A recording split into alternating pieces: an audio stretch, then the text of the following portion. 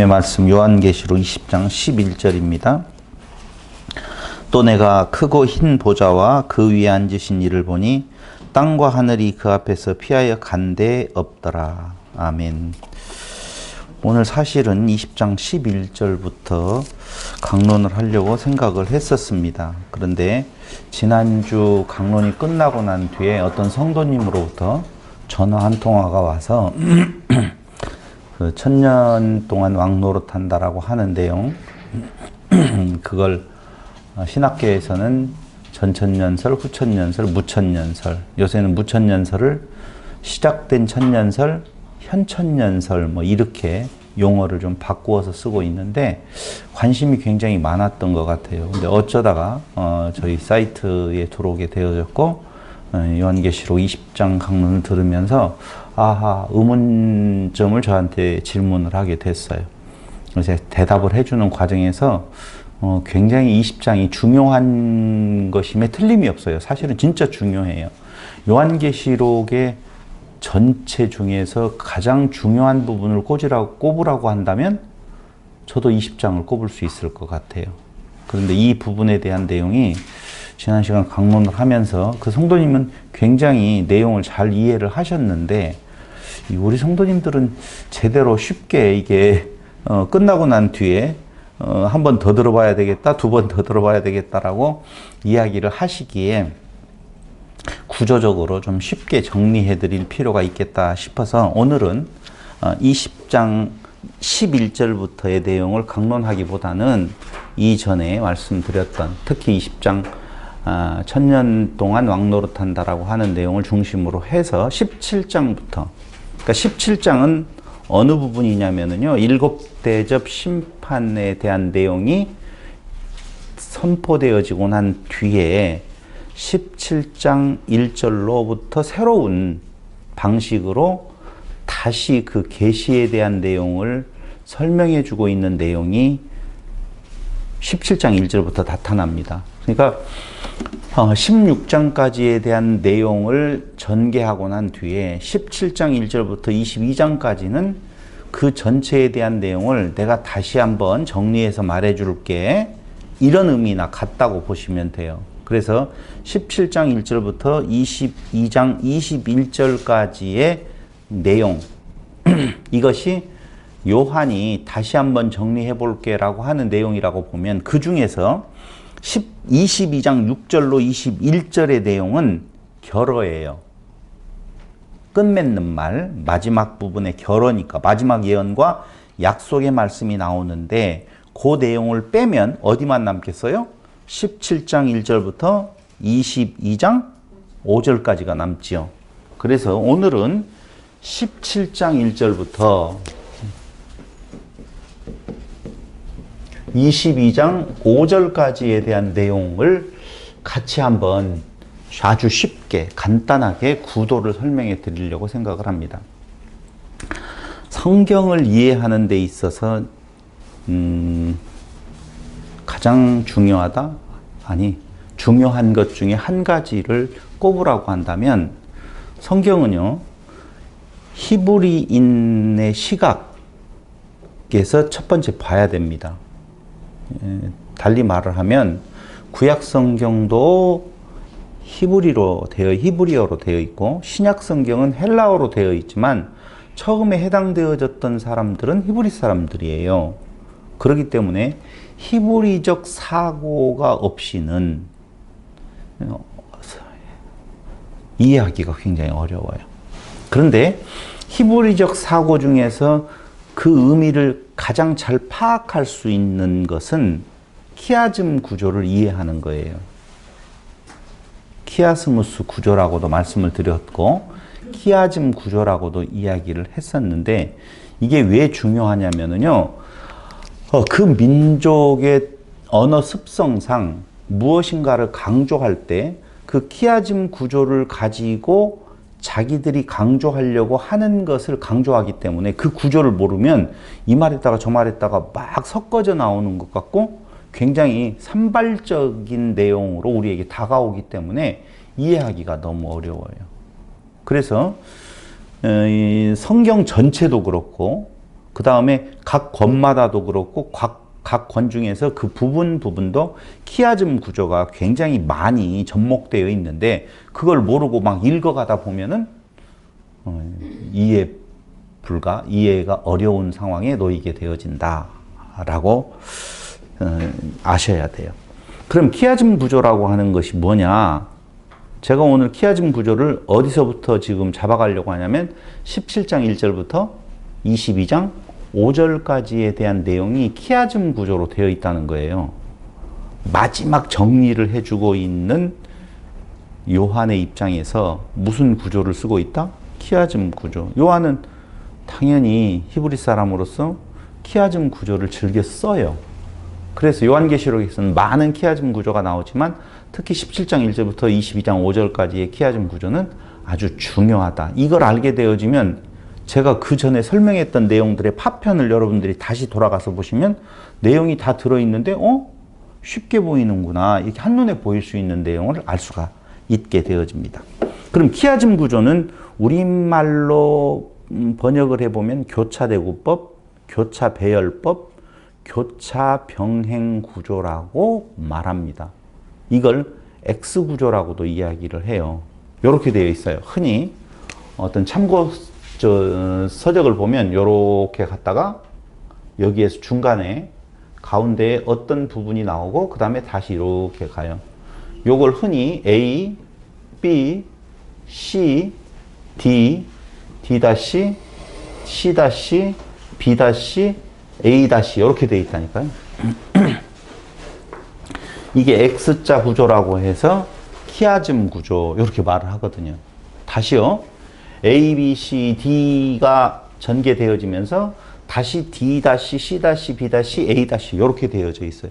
그러니까 A와 A-는 대응해요. B와 B-는 대응하고 C와 C-도 대응, D와 D-도 대응. 그럼 이 구조, 키아즘 구조에서 제일 중요한 강조 포인트는 A, B, C, D 중에서 어디에 있겠어요? D겠네요. 그렇죠. D에 있어요.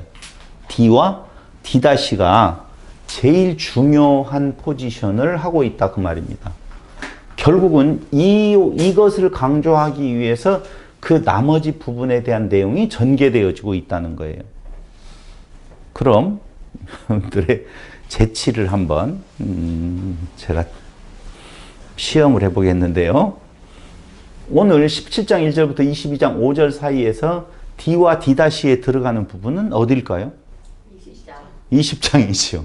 당연히 20장인데 20장 중에서도 어떤 부분일까요? 그걸 단어로 표현해 주세요. 시작. 천년이에요. 천년. 천년은 두 가지가 나오죠? 어떻게 나와요? 천년 두 가지는. 한 천년은 무저갱. 무저갱이 천년 동안 갇혀 있다고 그러잖아요. 또 천년은 왕노릇이에요. 이게 17장 1절부터 22장 5절 사이 결어를 뺀 나머지 부분에 대한 후반부의 나머지 부분에 그 부분의 중요한 포인트라니까요. 아까 이야기했잖아요. 10장 1절부터는 앞에 말했던 내용을 내가 다시 한번 정리해 볼게 라고 한다라고 보면 요한계시록 전체에서 가장 중요한 주제 하나를 꼽으라고 한다면 다 같이 천년이에요. 천년. 근데 우리는 천년이라고 하는 이 단어가 떠오르면 바로 어디로 가냐면 천년 왕국으로 가버려요. 성경에는 천년 왕국이라는 내용은 없어요. 천년 동안 왕노릇이라고 되어 있어요. 천년 동안 왕노릇. 왕노릇은 다스림이라고 하는 단어하고 같은 단어거든요. 그럼 여기에서 제가 참고적으로 더 여러분들과 저의 그 간격을 좁히기 위하여서 하나 더 물어본다라고 보면 요한계시록 전체 그 중에서 17장 1절부터 22장 5절까지에 대한 내용을 지금 요한은 누구에게 전해주고 있느냐 하면은 아시아에 있는 7교회에게 전해주고 있어요. 편지를 쓸 당시에. 근데 그 내용 중에서 제일 중요한 단어가 천년이라고 그랬어요. 그 천년은 그 아시아에 있는 7교회 성도들하고 연관이 있을 것 같아요? 없을 것 같아요? 질문을 다시 하겠어요. 있어야 돼요? 없어야 돼요? 그렇게 왜 자신있게 대답을 못해요? 당연히 있어야 되죠. 있어야 되죠. 아니, 지금 요한계시록을 통하여서 고난과 핍박 속에서 좌절하고 있는 성도들에게 힘내라, 힘이라고 하는 메시지를 전하는데 그 메시지의 가장 중요한 것이 천년이라고 그랬어요. 근데 그 천년이 그들과 관련이 없다면 그 편지는 쓰는 목적에 맞지 아니하는 편지가 되어지잖아요. 그렇기 때문에 그 천년은 당연히 그때 당시에 소아시아에 있는 7교회 성도들에게도 해당이 되어져야 된다. 그 말이에요. 이제 쉽죠? 그런데 지금까지의 요한계시록을 풀어서 가르친다고 하는 분들은 천년 왕국을 어디로 보내버리냐? 천년 동안을 저 역사의 저 뒤쪽으로 보내버려요. 그래서 전천년설, 후천년설이라고 하는 내용의 이론을 만들어서 전천년설이라고 하는 말은 예수님 재림 전에 뭐가 있다? 천년왕국을 기준으로 해서 자, 사람에게 있어서는 예수님의 재림이 중요해요? 천년 동안 왕노릇이 중요해요? 사람의 기준으로 보면은요, 예수님 재림을 왜 기다리느냐? 예수님과 더불어서 왕노릇 하려고 한다라고 하는 내용 쪽에서 천년 왕국이 중심이 되어서 천년 왕국 전에 무엇한다? 재림하신다. 그래서 재림해서 그분과 같이 천년 동안 같이 왕노릇하고 살아간다. 이게 무슨 설? 전천년설. 예수님의 재림은 천년 전에 있다. 이게 전천년설이에요. 후천년설은요, 천년왕국이 끝나고 예수님이 재림하신다. 이게 후천년설이에요. 무천년설은요, 예수님의 초림으로부터 재림까지를 말하는데 이렇게 설명을 해야지 되는데 무천년, 그러니까 천년이 없다 이렇게 생각을 한다니까요. 그래, 무천년이 아니라 현천년, 현재가 천년이요, 시작된 천년설, 이미 초림으로부터 시작되었다라고 하는 내용으로 용어를 바꾸게 되어지는데, 이 세 가지 다 이단시해서는 안 되는 이유는 나름대로 계시록을 풀어보려고 하는 데에서 오는 내용이에요. 근데 이단이 여기에서 어떻게 나오냐면은요, 세대적 전천년주의자들이 있어요.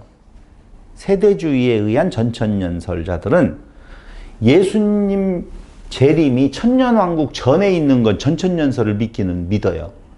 주장을 해요. 그런데 세대적 전천년설은 무슨 말이냐면요, 3년 반, 3년 반이라고 해서 공중재림, 그 다음에 지상재림이라고 하는 요걸 갖고 세대주의적 전천년설이라고 그래요.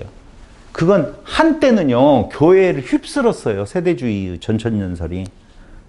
공중재림 3년 반 동안 하늘에서 잔치를 벌이다가 그 다음에 후에 다시 지상으로 재림한다라고 하는 내용이, 여러분들은 세대주의적 전천년설인 줄 모르고 들었잖아요. 근데 그런 거였어요.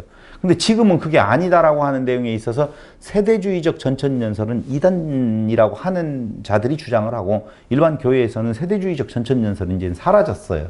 공중재림, 지상재림이라고 하는 약간 신비적인 개념이 남아있는 교회들은 아직도 그러고 있어서 3년 반 동안 하늘에서 잔치를 참여하려고 보면 어떻게 알아? 휴거하려고 보면 열심히 해라. 뭐 이런 쪽에 되어져 있었죠. 제가 이야기하려고 하는 건 이걸 설명하려고 하는 것이 아니에요. 정말 중요한 요한계시록의 진짜 메시지가 무엇이냐를 제대로 안다라고 보면 전천년설, 후천년설 이런 것들이 중요하지 않다는 거예요. 자, 그렇다라고 보면 오늘 키아즘 구조로 되어 있는 17장 1절로부터 22장 5절까지는 어떻게 되어 있느냐, 공부를 이미 다 해왔기 때문에 여러분들의 머릿속에서 한번 그려보고, 그려지지 않는다라고 보면 다시 옛날로 돌아가서 강론을 확인해 보시면 될 거예요. 1이 되어 있어요. 여기 이렇게 되어 있고, A는 17장 당연히 1절부터 시작이 되겠죠. 여기 바벨론, 음녀. 그러니까 17장 1절에서는 음녀라고도 표현되어 있고 18장으로 넘어가면 바벨론이라고 표현되어져 있는데, 음녀, 바벨론이 받을 받은 심판에 대한 내용이에요. 음녀, 바벨론 같은 말이지요. 론이 받을, 또 받은 심판에 대한 내용이 어디로부터 되어져 있는 건가? 17장 1절로부터 19장 10절까지예요. 1절로부터 19장 10절. 굉장히 많은 분량을 차지하고 있는데요. A가 그래요. A. 키아즘 구조 이야기하고 있어요. 그대로 되어 있어요, 진짜. B는 여러분 B를 이야기하기 전에 A 다시를 이야기하면 더 좋겠죠. 그렇죠. 그럼 여기 음녀와 바벨론에 대응하는 존재는 누구예요?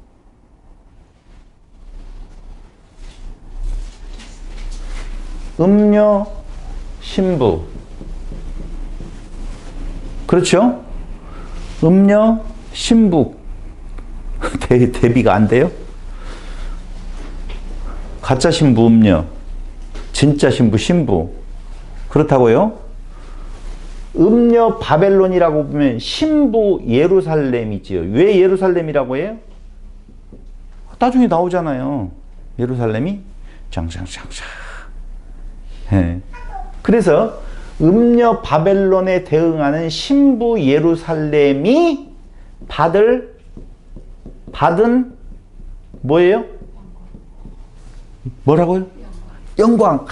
심판의 반대는 영광, 은혜, 복.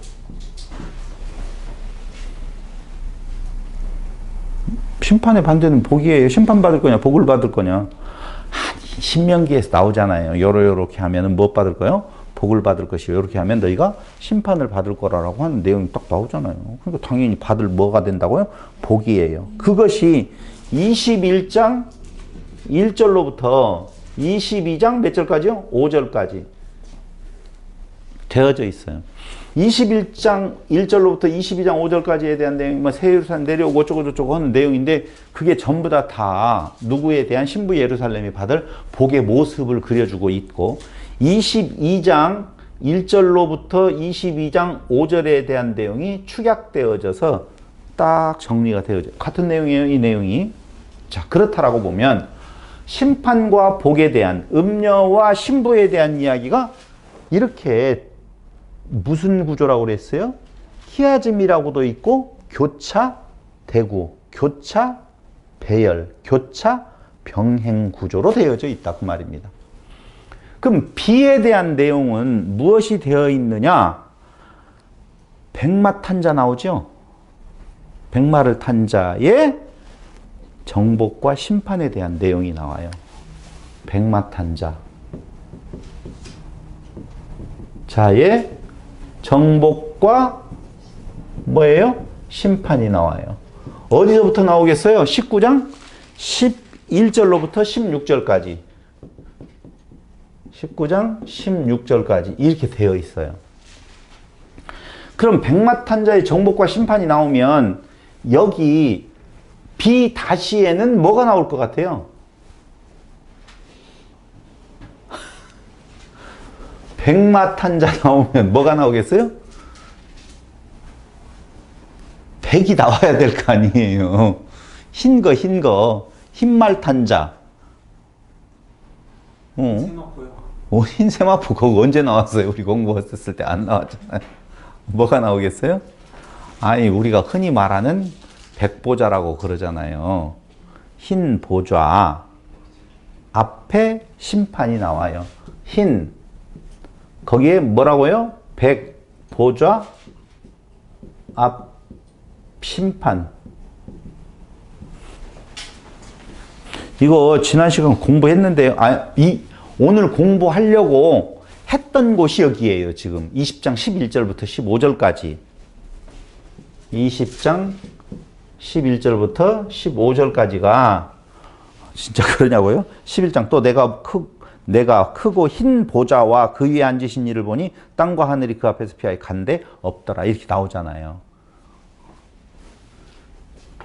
흰말, 백보좌, 흰보좌라고 하는 내용이 교차대구. 이해됐죠? 키아즘 구조로 되어져 있다라고 하는 거예요. 그래서 백마탄자의 정복과 심판이라고 보면 흰 것과 심판과 뭐예요? 심판이라고 하는 것이 교차에서 쌍을 이루고 있다라고 보시면 됩니다. 그럼 뭐가 나오겠어요? 그 다음에는요? 당연히 시가 나오겠죠. 시에 대한 내용은요. 여러분 심판의 대상을 말할 때 세 대상을 이야기를 하죠. 첫 번째 용. 용은 첫 번째가 아니라 마지막인데요. 처음에는요. 네? 짐승. 그렇죠. 두 번째로는요. 거짓 선지자. 거짓 선지자도 뭐라고 표현하고 있죠? 짐승으로 표현하고 있어요. 그러니까 짐승, 두 짐승이요. 한 짐승과 거짓 선지자로 표현하고 있어요. 성경대로 이야기한다라고 보면 짐승과 거짓 선지자에 대한 심판이에요. 짐승과 거짓 선지자. 이것도 뭐라고 표현하고 있어요? 짐승이라고 표현하고 있어요. 성경에서는. 그 짐승과 거짓 선지자에 대한 뭐예요? 심판이 나오죠. 근데 이 심판이 나올 때에 심판을 했으니까 장절을 먼저 이야기를 해야 되겠네요. 이 심판에 대한 이야기는 하나 더 이야기한다면 유황불 붙는 못에 던져진다 이렇게 나왔어요. 뭐가 나온다고요? 유황불이 나오거든요. 근데 이건 몇 장부터요? 19장 아니 20장 1절인가요? 19장 11절로 잘못 썼어요. 아닌데? 11절로 16. 죄송해요. 17절 아니에요? 지금 장절에 대한 내용을 제가 잠깐 착각을 했는데 19장 17절 나오죠? 19장 17절로 19장 17절로 몇 절까지요? 21절까지 나오죠? 그럼 C 다시는 당연히 무엇이 나와야 되겠어요? 말을 안 해. 그냥 C 다시는 마지막 남은 사탄, 용이라고 하잖아요. 사탄의 뭐가 나온다고요? 심판. 여기에도 역시 나오는 내용이 불과 유황못에 던져짐. 불과 유황못에 던져짐 나와요. 이건 지난 시간 우리가 공부했던 20장 몇 절부터? 20장 7절부터 10절까지 맞아요. 우리가 지난 시간에 공부했죠. 여기까지는 키아즘 구조 이해됐죠? 그럼 뭔만 남았어요? 중요하다라고 했으니까 이제는 빨간 걸로 하겠어요. 빨간 걸로. D는 사탄의 천년 옥살이가 나오겠죠? 사탄의 천년 옥살이. 이걸 뭐라고 말하냐? 무저갱. 천년 동안 갇혀있다. 20장 몇 절부터요?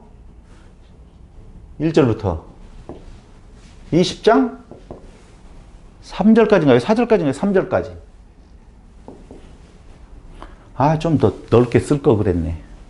D 다시 성도의 천년 왕노릇.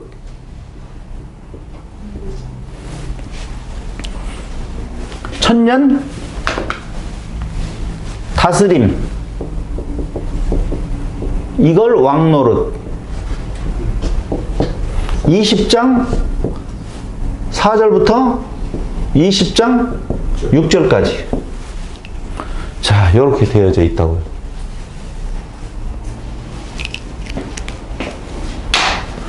이렇게 키아즘 구조로 쓰여진 내용을 한번 정리를 해보면 굉장히 쉬워진 부분이 있어요. 굉장히. 보세요. 음녀 바벨론이 받을 심판에 대한 내용을 이야기를 했는데 이 중에서 제일 중요한 것이 아까 천년이라고 그랬죠. 기하증 구조에서 제일 중요한 건 가운데 코어, 기둥을 뭘로 잡고 있느냐? 천년으로 잡고 있어요. 그런데 그 천년 동안 다스리겠다, 왕노릇하겠다라고 이야기를 했는데 여기는 심판, 저주를 이야기했고 여기는 복을 이야기했는데 그 복의 내용이 뭐예요? 예? 세세토록 왕노릇 이렇게 나와요. 성경에 보세요.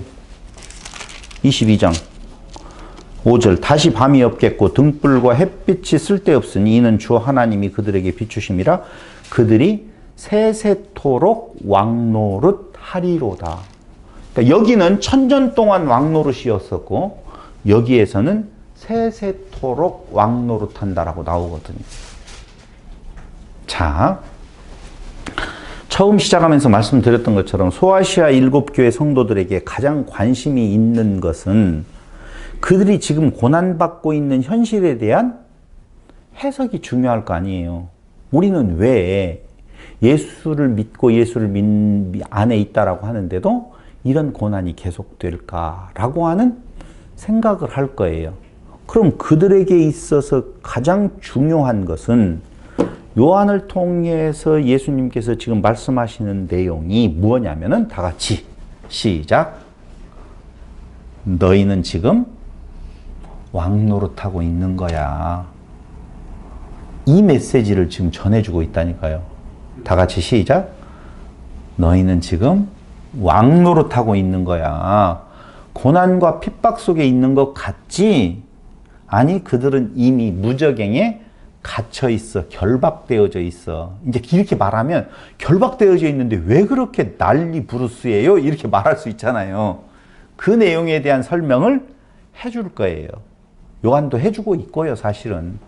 그래서 오늘 마지막 요한계시록 17장 1절부터 22장 5절까지에 대한 내용은 정말 중요한 것은 강조점은 키아즘 구조를 통해서 요한이 강조하고 있는 것은 너희는 지금 왕노릇하고 있는 거야.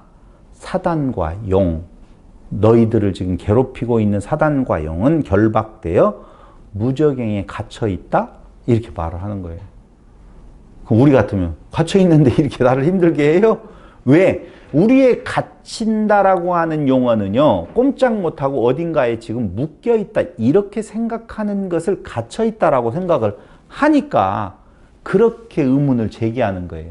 그러니까 그 용의 세력이 갇혀 있을 것 같으면 저 어느 날 후에 있을, 어느 시기가 지나고 난 있을 그때에는 완전히 사단이 우리가 지금 생각했던 것처럼 저쪽 어디 구석 무저갱에 갇혀 있어서 꼼짝 못하고 나오지도 못하고 예수님과 더불어서 어떻게 해요? 지금 다 같이 시작. 니나노로 할까? 띵까띵까로 할까? 아니면 뭘로 할까요? 그 형이 화학적인 이 내용 이렇게 생각을 한다니까요. 그럼 왕노릇이 뭔데요? 예수님께서 이 땅에 오셔서 왕노릇 하셨지요. 그게 왕노릇이라니까요. 제가 힌트를 지금 미리 드리는 거예요. 왕노릇은요, 우리가 생각하는 주지육림, 술과 고기 속에서 퍼져가지고 음주 가물을 즐기는 것이 왕노릇이 아니라니까요. 그러니까 왕노릇이라고 하는 개념이 먼저 성경을 통해 그리스도를 통해서 들어온다라고 보면 아, 1000년 동안 왕노릇 한다라고 하는 의미가 이런 거구나라고 어렴풋이나마 들어올 텐데 그거 없이 인간의 욕심은 왕노릇을 주지육림에 휩싸여서 띵까띵까 음주가물을 즐기는 것을 왕노릇이라고 생각을 한다니까요. 이번에 어떤 대통령 후보가 뭐라고 했어요? 권한을 주지 마. 일할 자격을 뭐 권한을 달라고 했던가요? 종이다라고 하는 이야기에 대한 권한이 섬길 권한이 필요하다라고 이야기를 하는 것처럼 내용은 그렇게 보셔야 된다 그 말입니다. 그 사람이 그걸 생각을 하고 한 것은 아니겠지만 성경에서 지금 말해주고 있는 내용은 그거예요. 몇 년 동안? 1000년 동안. 그럼 보세요. 무저갱에 갇혀버린 사탄, 왕노릇하는 성도, 그리스도와 더불어 왕노릇하는 성도, 여기에서 얻어질 수 있는 내용은 왜 사단을 무저갱에 가두어 놓느냐? 무엇하라고?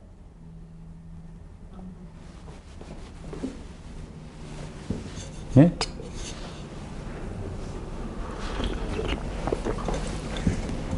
잘 이해가 안 됐어요? 무저갱에다 가두어 놓는 이유. 그럼 무저갱에다 가두지 아니하면 보세요. 좀 쉽게 가르쳐 드릴게요. 예수님의 십자가와 부활과 승천을 통하여서 이미 사단은 옥에 무저갱에 가두어졌어요. 지금 그 이야기 하고 있잖아요. 그래서 너희는 왕노릇한다. 그래서 지난 시간 이야기했던 것이 왕노릇의 천년은 예수님의 초림부터 예수님의 십자가부터 어디까지다? 재림까지다라고 말씀을 드렸잖아요. 그럼 예수님께서 초림하셔서 십자가에 지기 전까지는 왕노릇 아니겠죠. 예수님도 오시지 않아서 왕노릇 아니고 우리 성도들도 왕노릇 아니잖아요. 그렇다면 누가 왕노릇 했어요? 세상 권세 잡은 왕. 예수님에게 그러잖아요. 내가 세상 권세를 너한테 주겠다. 나한테 절하면, 뛰어내리면 뭐 어쩌고 하면서 그렇게 말을 할 때 그럼 세상의 왕은 누구였다는 거예요? 왕권을 너에게 주겠다라고 하는 말은 왕권이 내게 있었을 때 주는 거잖아요. 그럼 그 전에는 누가 왕노릇 했느냐? 사단이 왕노릇 했어요. 그러면 사단의 왕노릇은 뭐냐 이거예요 도대체. 너무 어려웠어요? 이렇게 말을 하면 여러분들이 쉽게 생각을 할 거예요. 에덴 동산으로부터 거슬러 올라가서 에덴 동산에까지 거슬러 올라가서 사단의 왕노릇, 옛뱀의 왕노릇, 용의 왕노릇은 무엇이었어요? 율법을 가지고 뭔가 유혹하는 거였었잖아요. 그러니까 이 사단의 왕노릇이라고 하는 말은요. 한마디로 그걸 미혹이라고 말할 수 있다 그 말이에요. 미혹. 율법을 가지고 미혹해요. 너도 신이 될 수 있다는, 너 있다라고 하는 쪽에 미혹이라니까요. 그러니까 그 미혹이라고 하는 것이 에덴 동산으로부터 계속되어져서 이스라엘 역사에까지 영향을 미쳐요. 어떻게 해요? 너희들만이 특별하다. 너희들은 특별한 민족이다. 라고 하는 내용이 어디까지 이어지는 건가? 포로로 잡혀갔던 이스라엘에게까지 미쳤어요. 그게 어떻게 영향을 미치냐면요. 이스라엘의 회복, 육적 이스라엘의 회복이라고 하는 것이 사단의 역사라니까요. 육적 이스라엘이 다시 회복된다라고 생각하게 만드는 것이 사단의 유혹이라고요. 미혹이라고요. 우리가 이번 주 토요일 날 공부할 에스라 느헤미야는 한마디로 말을 하면 다 같이 시작. 사단의 미혹이에요. 사단의 미혹에서 벗어나는 거예요. 다시 이야기해서 너희들이 지금 꿈꾸었던 성전을 짓고 거기 안에 백성이 들어가고 성곽을 완성하게 되어지는 그 성전이 사실은 페르시아의 치하에서 이루어졌던 거잖아요. 페르시아 치하에서 이루어졌던 그 자체가 그들이 꿈꾸었던 이스라엘의 회복이라고 보면 말이 안 된다니까요. 그래서 나중에 실망하게 되는 거예요. 왜냐하면 그들이 꿈꾸었던 나라의 형태는 솔로몬 시대고 그들이 꿈꾸었던 왕으로서는 다윗이었어요. 다윗과 솔로몬에 의한 왕국을 꿈꾸고 있었는데 페르시아 안에서 그 속국 안에서 페르시아의 고레스 왕의 은전으로 배려로 말미암아 지어졌던 조그만한 그 성곽 성이 그들이 꿈꾸었던 거라고 보면은 말이 안 되잖아요. 그런데 왜 하나님은 에스라와 느헤미야서에서 성전 재건에 대한 내용과 성곽 재건에 대한 내용을 말하고 있는 건가? 라고 하는 것은 그게 아니야. 그걸 가르쳐 주고 있는 거라니까요. 그 성전, 그 백성, 그 성곽은 그게 아니야. 이스라엘, 육적 이스라엘은 없어져야 돼. 그게 만약에 이루어졌다라고 하면 무엇로 돌아가는 건가? 육적 이스라엘로 돌아가 버리는 거라니까요. 그게 미혹이라고요. 그게. 지혜라고 하면서 그게 아니야라는 게 참 네. 아이러니하네요. 그게 참 지혜라고요. 아니야. 그럼 뭐예요? 거기에서 말해주고 있는 것이 참된 그리스도의 나라가 있다 그 말이에요. 그러니까 너는 특별한 존재야라고 말해주고 있는 것이 미혹이라니까. 너는 특별한 존재가 아니야. 오직 그리스도 안에서만이 특별해진다? 이게 뭐냐? 복음이라고요. 진리라고요. 근데 그 진리가 전파되지 못하게 만들었던 시대가 바로 미혹하는 시대, 사단의 미혹의 시대. 그 복음이 증거되어지는 시대가 사단의 미혹이 영향을 미치지 못하는 시대. 그게 사단이 어디에 갇혀진 거? 무저갱에 갇혀진 거라고요. 무저갱에 갇혀있다고 생각하니까 감옥에 들어가서 꼼짝 못하고, 아니 열쇠가 어디가 있으면 영적 존재가 어디를 못 나가요. 예, 지금 말해주고 있는 내용이 성경 전체예요. 미혹하지 못하도록 했다라고 하는 이 말이 1000년 동안 왕노릇은 말씀드린 대로 복음 증거예요.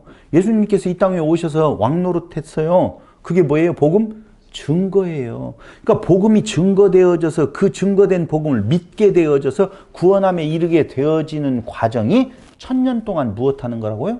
왕노릇하는 거라니까. 그러니까 너희들은 지금 뭐라고요? 왕노릇하고 있는 거야. 너희들이 힘없고 나약하고 정말 볼품없는 모습 같아도 그 강대한 바벨론 세력, 음녀의 세력, 용의 권세가 너희들을 제어할 수 없다? 라고 하는 메시지가 오늘 요한계시록에서 전달해주고 있는 중요한 주제라 그 말입니다. 진짜 그런가? 또 의문을 가져볼 수가 있겠죠. 진짜 그런가? 자, 보세요. 제가 전체적으로 지금 설명을 다 해놨어요. 했는데 진짜 그런가? 아까 사단은 결박되어져서 1000년 동안 무저갱에 갇힌다고 그랬죠. 그렇잖아요?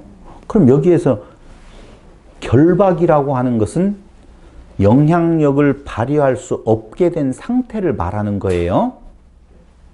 갇혔다라고 하는 것이 영어의 몸이 되어서 이 몸이 어디인가 공간 안에 갇혀 있는 것이 아니라 갇혀 있다라고 하는 말은 그가 가지고 있는 영향력을 발휘할 수 없는 상태를 만들었다라고 하는 것이 결박이라고요.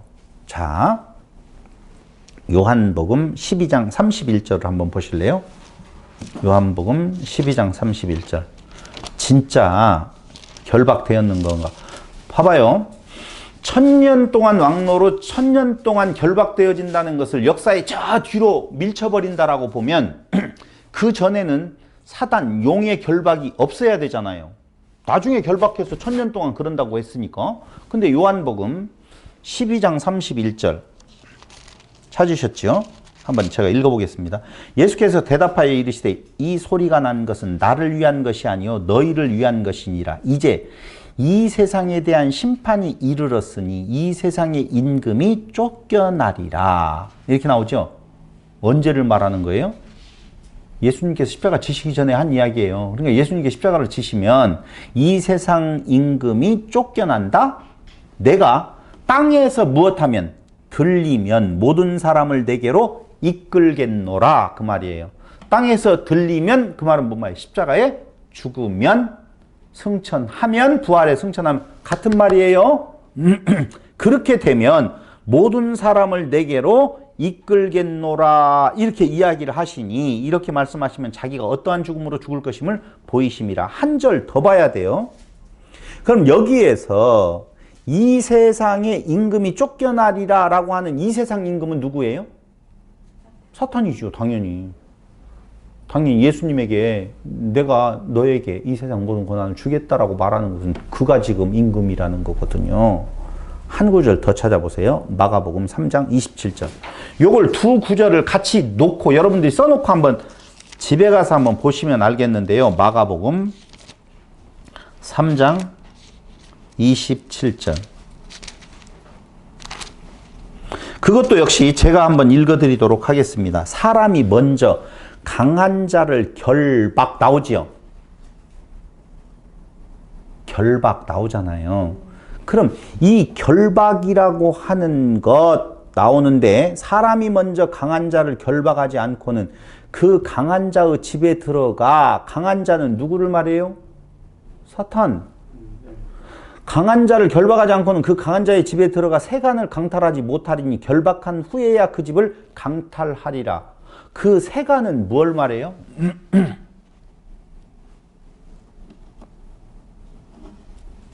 모르겠어요? 세간은 그 안에 그 도둑이 빼앗아서 거기에다가 잘 숨겨놓은 보물 아니겠습니까?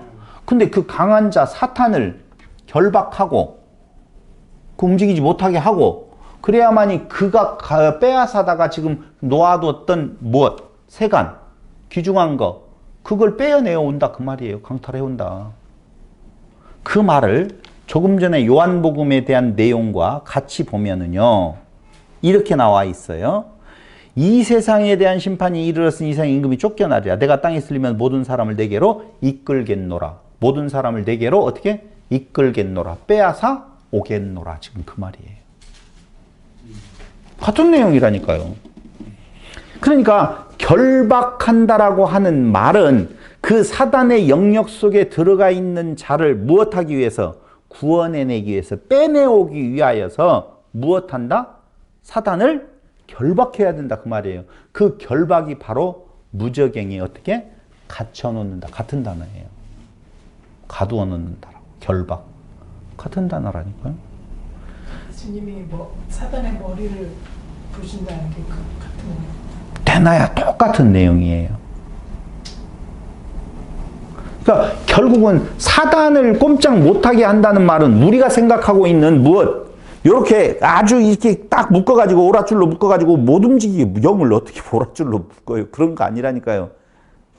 결박한다라고 하는 말은 그가 무엇하지 못하게 한다는 거예요? 미혹하지 못하게 한다. 그 미혹에 넘어가지 않도록 한다. 그 괴계를 없앤다. 지금 그 말이라니까요. 무엇로 결박하죠? 십자가와 부활로. 사단은 그의 발꿈치를 상하게 하지만 예수는 그의 머리를 상하게 한다 그 말이에요. 그러니까 잠깐 동안 지가 데리고 있는 것 같아도 예수님께서 무엇해서 그를 결박, 꼼짝 못하게, 아니 절대적으로 미혹하지 못하게 하는 것은 무엇이 있을 때만 가능하다고요? 십자가와 부활로만 가능하다고요. 우리의 죄사함은 거기로부터 되어지는 거잖아요. 십자가와 부활이 없었을 때에는 사단을 결박할 방법이 없다니까요. 그러니까 십자가와 부활이 아니면은 율법을 뭘로 지금 해석을 해버린다고요? 내가 행해야 할, 그게 사단의 괴계라고요. 위협이라고요. 네가 잘해야 된다라고 하는 내용이에요. 근데 그게 아니야. 내가 해준다? 그게 십자가와 부활로 사단의 괴계를 무엇하고? 결박하고 사단에게 잡혀 있었던, 죄 아래 갇혀 있었던 자를 무엇 해주는 거예요? 구원해는. 이것이 무슨 노릇? 예수님의 왕노릇. 그 일을 성도들이 하게 되어진다 그 말이죠. 몇 년 동안? 1000년 동안. 1000년은 역사적인 1000년 아니라고 그랬잖아요. 미혹당하지 아니한다라고 지금 말하고 있잖아요. 1000년 미혹하지 못하게 한다고 그랬죠? 그럼 미혹하지 못하게 한다는 말은 무엇이냐? 조금 전에 제가 설명해 드렸던 이전에는 유대인, 우리들이 하나님이시다. 우리의 하나님이시다. 하나님은 누구의 하나님? 우리의 하나님이시다라고 해서 특별한 존재라고 묶어놔 버렸어요. 그럼 무엇하지 못해져요? 전파되어지지 못해요. 전파되어지지 못해요. 안에 묶어지죠. 너희가 우리 안에 들어오라는 거예요. 할래 하고. 아니요. 거꾸로 말하는 것은 전파인데, 그래서 아까 이야기한 대로 그들을 돌아오게 만든다라고 되어 있잖아요. 요한복음도 그렇고 마가복음도 그렇고 결국 빼앗아 온다라고 되어져 있단 말이에요. 사단이 결박되어 있는. 그렇다면 육적 이스라엘이 무엇하고 망하고 새로운 이스라엘의 탄생, 그거에 대한 예언이 바로 에스라 느헤미야서예요. 이사야와 예레미야 예언은 고레스가 나오잖아요. 이사야에서 고레스가 너희를 풀어준다. 예레미야는 70년 포로 후에 돌아오게 만든다고 그랬잖아요. 이야, 고레스 대단한 사람이죠. 응. 고레스는요, 냉정하게 이야기해서 그때 에스라 느헤미야서 강론할 때 잠깐 말은 하겠지만 그 사람은요 다신론자예요. 그래서 이스라엘 유대인들만 돌아가라고 한 것이 아니라 모든 민족들에게 다 돌아가라고 한 거예요. 그래서 너희들이 섬기는 신들을 다 섬겨라. 그 대신 나를 위해서 복을 빌라는 거예요. 그럴 때에 에스라는 아니 고레스는 깜짝 놀란 것이죠. 더 호의적일 수 있었던 것은 몇백 년 전에 이미 예언했던 이사야의 예언서에 보니까 자기 이름이 나오거든. 아니 진짜 그랬다니. 그러니까 그 백성들에게 조금 더 호의적일 수는 있어도 그가 완벽하게 유일신론자 여호와를 알아서 믿었다 이런 개념으로 보시면 안 돼요. 아니 뭐 지금 그 이야기 할 내용은 아니니까 에스라 느헤미야 때 강론하기로 하고 디모데전서 3장 16절을 보세요.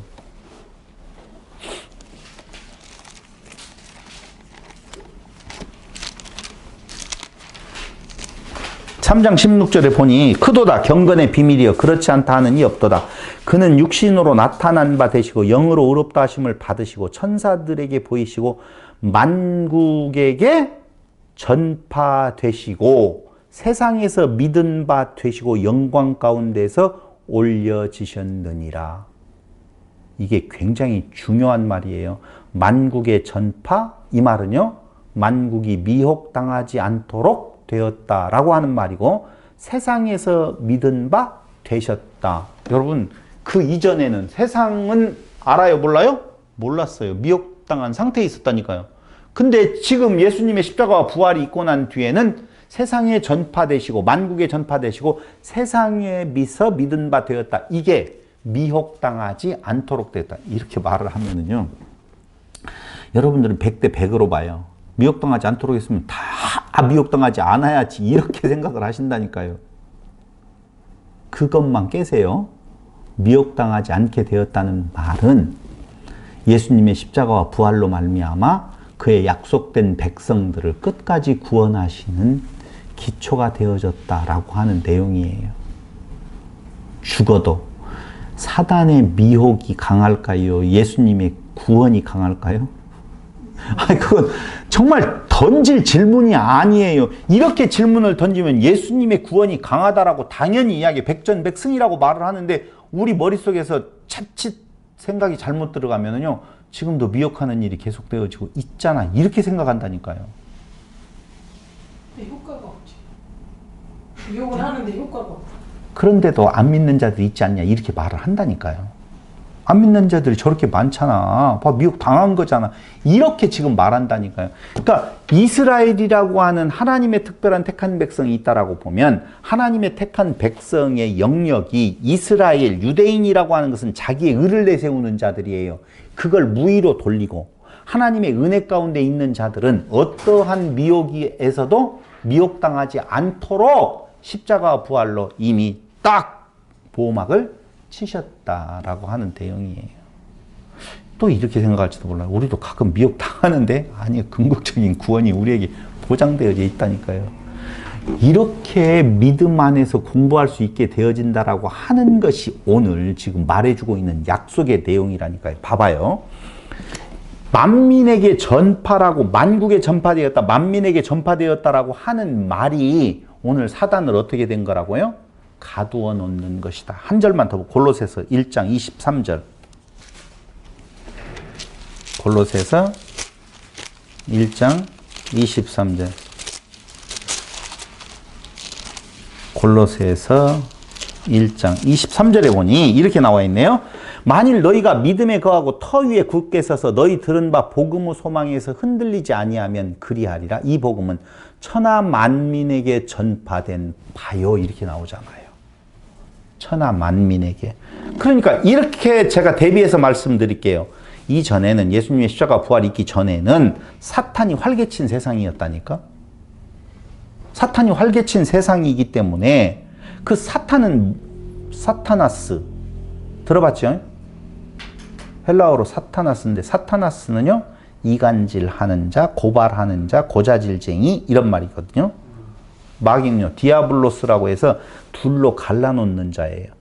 그래서 예수님 이전에는요 둘로 갈라놓았다니까요. 유대인과 헬라인. 여기는 구원 받은 자, 구원 못 받은 자 이렇게. 그런데 이게 만국으로 증거가 되어진다는 말은 사탄이 이제는 그가 갇혔다니까요. 그래서 만국에게 복음이 전파되는 거예요. 사탄의 결박은요 영향력을 발휘할 수 없게 된 상태를 말하는데요. 미혹당하지 아니함. 즉 이 말은요 복음 전파를 통한 예수 소식을 듣고 믿음에 나아올 수 있는 길이 열렸다 그 말이에요. 세 번째 주제가 있죠. 세 번째 주제는 뭐예요? 지금 제가 말씀 여러분들에게 드리는 것은 첫 번째 주제는 결박이라고 하는 내용을 말씀을 드렸잖아요. 결박 당했는 건가? 두 번째 미혹당하지 아니한다라고 하는 말씀을 드렸잖아요. 세 번째가 뭐예요? 천년이에요. 천년.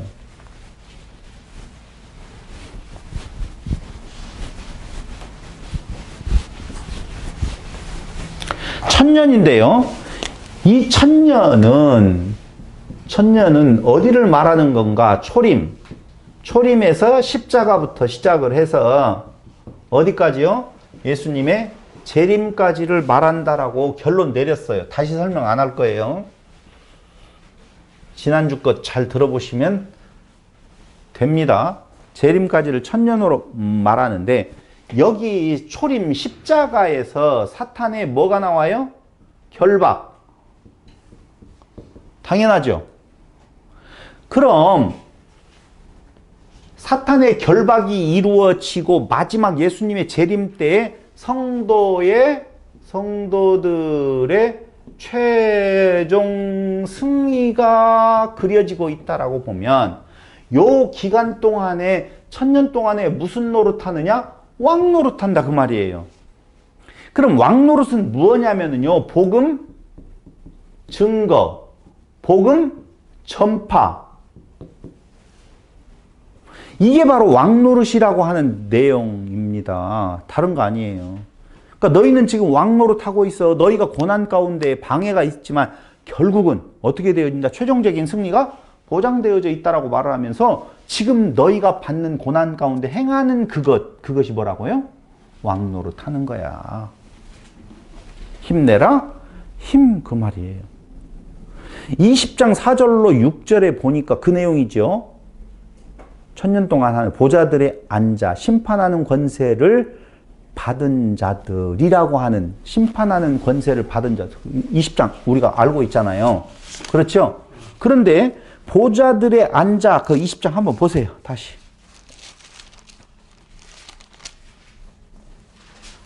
(20장 4절) 또 내가 보좌들을 보니 거기에 앉은 자들이 있어 심판하는 권세를 받았더라 그렇게 나오잖아요. 근데 이 내용은요 어디에서 가져온 내용이냐면요 다니엘서 7장 9절로 10절을 한번 보세요.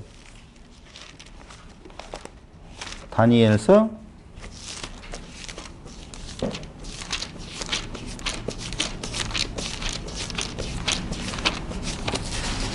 7장 9절에서 10절을 보니까 이렇게 나오네요. 내가 보니 왕자가 놓이고 옛적부터 항상 계시니가 좌정하셨는데 나오죠. 근데 여기 왕자가 놓이고라고 되어 있는데 사실은 원문에 보면 왕자들이라고 되어 있어요. 왕자가 단수로 되어 있지 아니하고 왕자가 복수로 되어 있다 그 말입니다.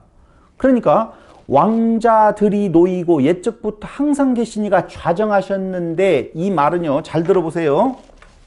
왕자들이 여러 개 있어요. 이렇게 있는데 왕자들이라고 그랬어요. 그 중에 하나에 어떤 좌정하시니 누구예요? 어린 양? 예수예요. 그러니까 다니엘서에서 말하고 있는 것이 똑같이 왕자들이 놓여 있고 그 왕자들 중 하나에 그리스도가 좌정하셨다. 이렇게 보시면 옛적부터 항상 계시니 여기 뒤로 가보세요. 요한계시록 20장. 또 내가 보좌들을 보니 맞죠? 보좌들을 보니 거기에 앉은 자들이 있어 심판하는 권세를 받았더라. 똑같아요. 다니엘서하고. 다니엘서의 예언이 지금 성취되어져 있는 모습이라니까요.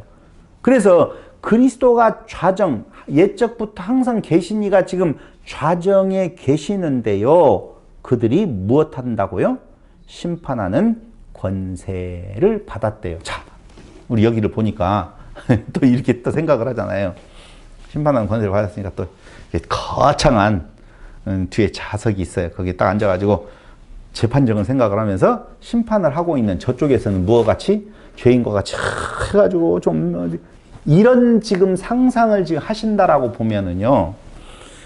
에베소서 2장 6절로 7절을 한번 보세요.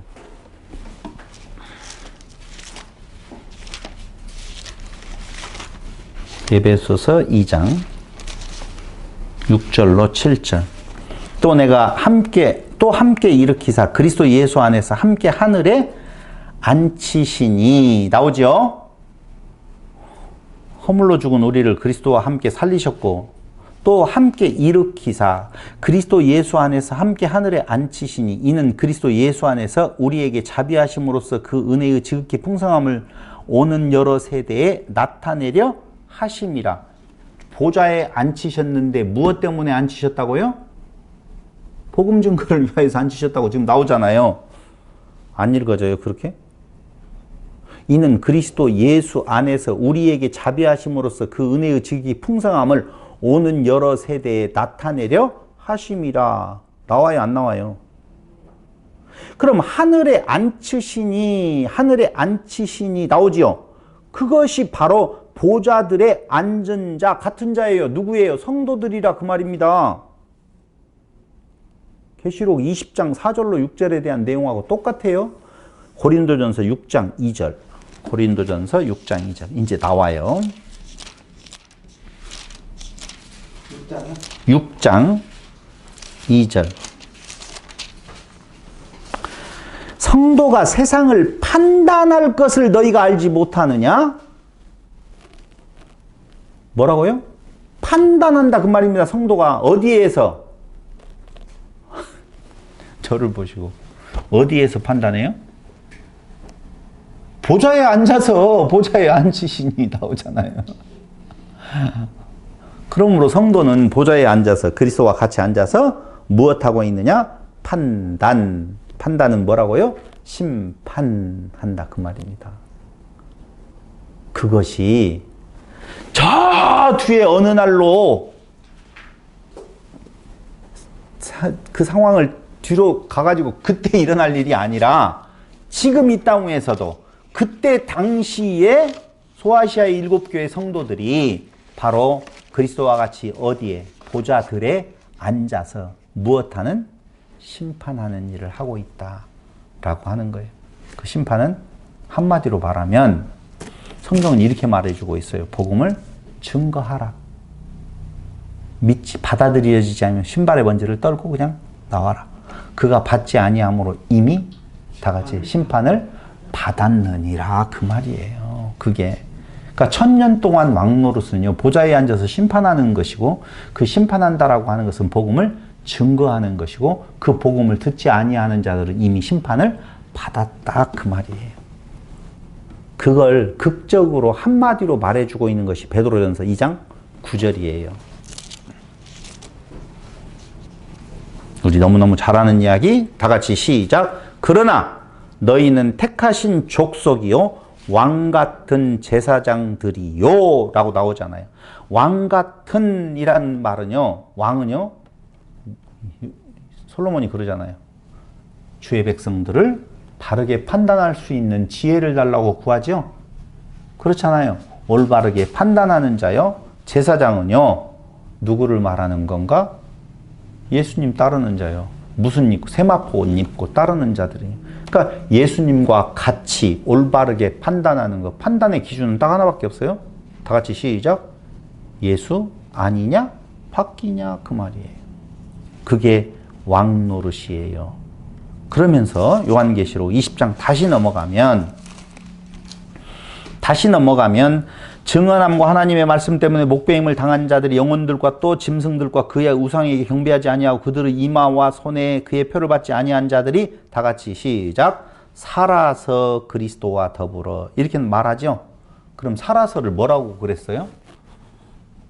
부활이라고 그랬잖아요. 1차 부활이라고. 첫 번째 부활이라고 그랬잖아요. 그 첫 번째 부활이 어떤 것을 말하느냐? 중생을 말하는 거다 그 말이에요. 그건 지난 시간에 정말 자세하게 말씀드렸지만 계시록 1장 9절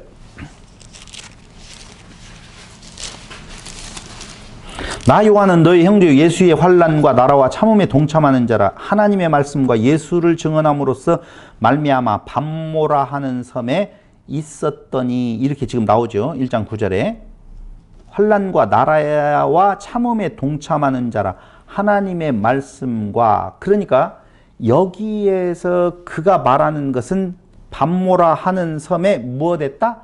갇혀있다 지금 그 말이에요. 갇혀있다 그 말이에요. 요한은 지금 근데 6장 9절을 보세요.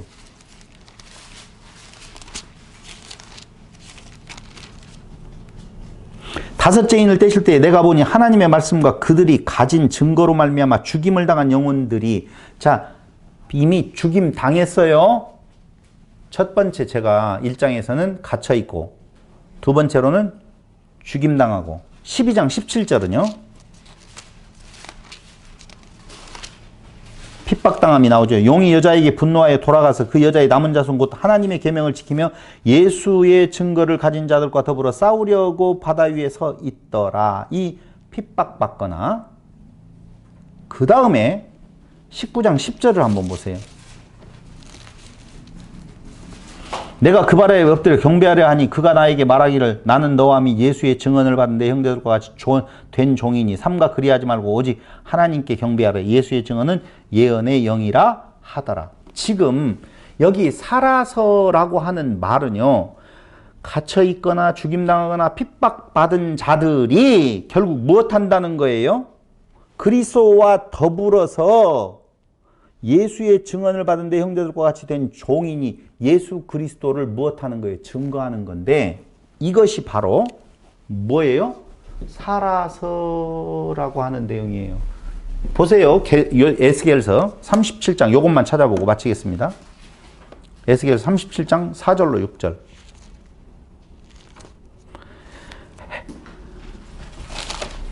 찾은 사람이 먼저 읽어보시기 바랍니다. 에스겔서 37장 못 찾았어요? 내가 찾아야 되겠네요. 제가 읽어버리겠습니다. 4절로 또 내게 이르시되 너는 이 모든 뼈에게 대언하여 이르기를 너희 마른 뼈들아 여호와의 말씀을 들을지어다. 주 여호와께서 이 뼈들에게 이같이 말씀하시기를 내가 생기를 너희에게 들어가게 하리니 너희가 무엇하리라? 살아나리라. 너희 위에 힘줄을 두고 살을 입히고 가죽으로 덮고 너희 속에 생기를 넣으니 너희가 살아나리라. 또 내가 여호와인 줄 너희가 알리라. 살아나리라. 살아나리라. 살리라. 살리라. 에스겔이 예언한 하나님의 군대들은요. 죽은 자들인데 살아서 싸우는 자가 되어진다. 그 말이죠. 그렇잖아요. 아이고. 고린도후서 12장 10절이 이렇게 말하고 있어요. 뭐라고 말하냐면요. 고린도후서 12장 10절. 쭉 찾아보면 금방 아는데 12장 10절. 그리스도의 진리가 내 속에 있으니 아가야 지방에 나의 이 자랑이 막히지 아니하리라. 자랑하는 것 이런 어쩔 수 없이 시간이 다 되었으므로 여기 지금 살아서 왕노릇한다라고 하는 내용이 왜 중생에 해당되어지는 건가에 대한 내용은 에베소서 2장 5절에 살리셨고 나오죠. 골로새서 2장 12절로 13절에도 나오고요. 왕노릇은 로마서 5장 17절, 디모데후서 2장 12절 왕노릇한다고 나와 있어요. 그러니까 너희를 죽은 가운데에서 무엇했고 살리셨고 라고 하는 말은 그 뒤에 어떤 죽은 상태에서 첫째 부활, 육체가 그렇게 말을 했던가요? 아니요. 지금 보통 지금 신학계에서 첫째 부활이 뭐라고 생각을 했어요? 예수님 오시면 죽거든요. 다른 것 다 시간이 쫓긴다라고 보니까 자꾸 그러는데, 여기에서 성경에서 지금 말하고 있는 것은 우리의 죽음 상태를 어떤 상태로 보고 있느냐? 아담 이후에 죽은 상태로 태어난 우리들이 무엇하고 있다는 거예요? 죽은 자라는 거예요. 그런데 그리스도 안에서 다시 새 생명을 얻게 되어진 너희는 새로운 피조물이라. 이것이 무엇이라고요? 첫째 부활이라 그 말이에요. 그럼 첫째 부활한 자들이 무엇을 하느냐? 왕노릇하게 되어 있다. 지금 그 말을 하려고 한다니까요. 그럼 다음 시간에는요, 살리셨다라고 하는 내용, 그 부활, 첫째 부활과 두 번째 왕노릇하게 되어진다라고 하는 말이 성경에 어떻게 증거되어져 있는 건가를 다시 한번 말씀드리고, 간략하게 말씀드리고, 본문 요한계시록 20장 11절부터 다시 여러분들에게 해석해 드리도록 하겠습니다. 이제 좀 정리가 됐죠? 쉽게 좀 정리가 됐으리라고 생각을 합니다. 기도드리겠습니다. 고마우신 아버지 하나님, 미래에 있을 어떤 시기를 꿈꾸지 아니하고 지금 우리 살아가는 날 동안에 그리스도의 십자가와 부활로 거듭나고 중생한 우리들, 살아서 첫째 부활에 참여한 자 되어서 왕노릇하는, 복음을 증거하는 자들의 자리에 서게 하심을 진실로 감사드립니다. 잠깐 이 땅 위에 육신으로 살고 가는 날 동안에 하나님을 알게 하는 곳에, 또 예수 그리스도를 믿는 것에 우리를 두신 그 은혜의 진심으로 감사드리오며, 진정으로 왕노릇하는 성도들이 되게 하여 주시기를 예수님의 이름으로 기도드립니다. 아멘.